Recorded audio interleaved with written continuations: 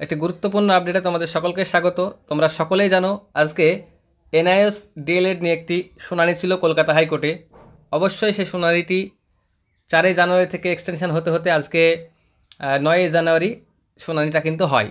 এখন শুনানিতে কি কি বিষয়ে উঠে আসে এবং শুনানির হওয়ার পরে জাজমেন্ট কি আসে সেটা নিয়ে আজকে এই ভিডিওতে আলোচনা করব। তো চলো শুরু করা যায়। দেখো, এনআইএস ডিএলএড নিয়ে আমি বারবার একই কথা বলছিলাম যে এনআইএস ডিএলএড নিয়ে শুনানি বিষয়টা কি। শুনানি এখানে হচ্ছে পর্ষদের কাছে এবং এনসিটির কাছে সাবমিশন চেয়েছে বিচারপতি অভিজিৎ গাঙ্গুলি মহাশয়। এখানে তারা যা সাবমিশন দেবে তার উপরে জাজমেন্ট আসবে। তারা কি চাইছে? তারা কি এনআইএস ডিএলএডকে ইনক্লুড করে প্যানেল দিতে চাইছে, না এনআইএস ডিএলএডকে বাদ দিয়ে প্যানেল দিতে চাইছে? এটাই ছিল কিন্তু এই এনআইএস ডিএলএডের শুনানির মূল বিষয়। তো এনসিটিকে এবং পর্ষদকে উভয়কেই বলা হয় তাদের সাবমিশন জমা করতে। তো আজকে পর্যন্ত অর্থাৎ 9 জানুয়ারি পর্যন্ত পর্ষদ সাবমিশন জমা করলেও এনসিটি কিন্তু সাবমিশন জমা করেনি। তারা 2 সপ্তাহ সময় চাই। তো বিচারপতি তাদেরকে 2 সপ্তাহ সময় দেয় না, 1 সপ্তাহ সময় দেয়। অর্থাৎ নেক্সট হিয়ারিং ডেট আবার 18 তারিখ করা হয়, অর্থাৎ 18 জানুয়ারি আবার নেক্সট হিয়ারিং হচ্ছে। কিন্তু এর মধ্যে পর্ষদ কিন্তু একটা সাবমিশন দিয়ে দিয়েছে এবং এই কেসের জাজমেন্ট কী হতে যাচ্ছে মোটামুটি কিন্তু পরিষ্কার হয়ে এসছে। এখান থেকে শোনা যাচ্ছে পর্ষদ যে সাবমিশন দিয়েছে সেই সাবমিশনটা তারা বলতে চেয়েছে যে এনআইএস ডিএলএডকে বাদ দিয়েই তারা প্যানেল প্রকাশ করতে চায়, অর্থাৎ এনআইএস ডিএলএডকে বাদ দিয়ে তারা প্যানেল প্রকাশ করবে।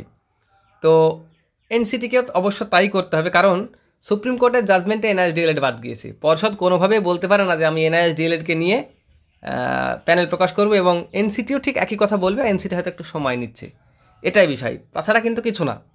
তবে একটা পরিষ্কার বার্তা আসছে, এনআইএস ডিএলএড কিন্তু এই প্যানেলে থাকতে পারছে না, এটা বলার অবকাশ রাখে না। তোমরা সকলে বুঝতে পারছো, অনেকেই হয়তো অবশ্যই এটা জেনে গিয়েছো। তবে এর সঠিক ক্লিয়ারটা সন্ধ্যাবেলায় জানা যাবে, কারণ যতক্ষণ না আমরা সাবমিশন কপিটা পাবো ততক্ষণ পর্যন্ত, বা এই কেসের তোমার হচ্ছে অর্ডার কপিটা পাবো ততক্ষণ পর্যন্ত হয়তো সমস্ত কিছু ক্লিয়ার বলা যাচ্ছে না। তবে এতক্ষণ পর্যন্ত যেটা মনে হয়েছে যে এনআইএস ডিএলএডরা কিন্তু আর এই প্যানেলে থাকতে পারছে না, এটা মনেই হচ্ছে।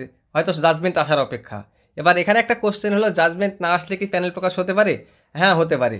12 তারিখে যদি কোনোভাবে স্টে উঠে যায় তো সেক্ষেত্রে প্যানেল কিন্তু প্রকাশ করতে পারবে। এনআইএস ডিএলএডের জাজমেন্টের জন্য কিন্তু আর অপেক্ষা করতে হবে না, যেটুকু আমি মনে করি।